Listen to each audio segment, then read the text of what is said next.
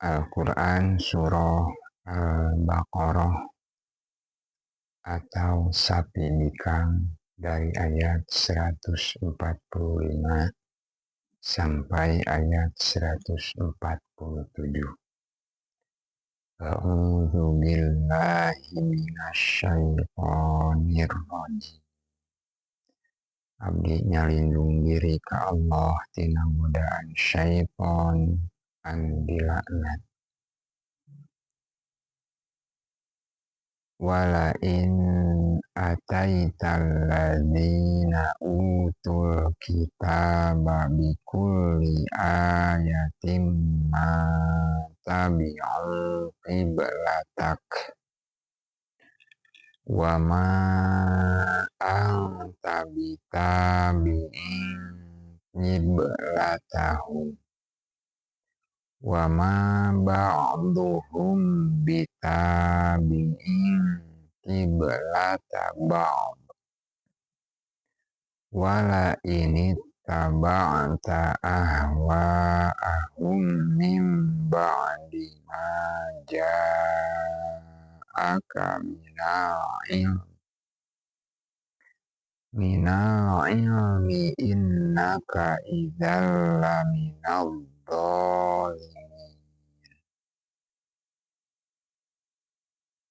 Jeung saenyana upama maneh nembongkeun katerangan-katerangan nu kumaha bae oge ka ahli kitab, tetep maranehna moal nurut kana kiblat maneh.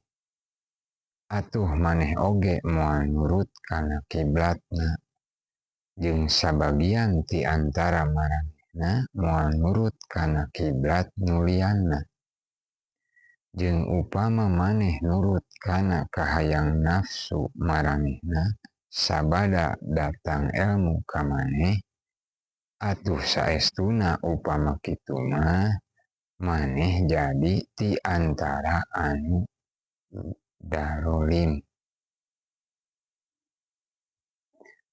Alladzina atainahumul kitaba ya'rifunahu kama ya'rifuna abna'ahum wa inna fariqam minhum layaktumuna haqqa wa hum ya'lamun.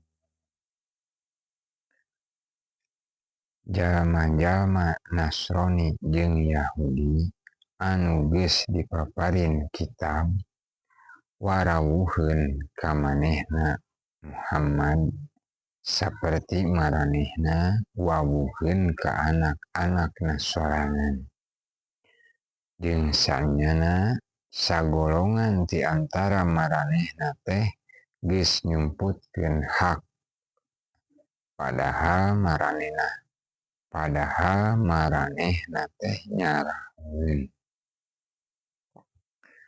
Al-haqqu mir rabbika fala takunanna minal mumtarin. Ari hak teh datangna ti Allah maneh, ti pangeran maneh, eta Allah.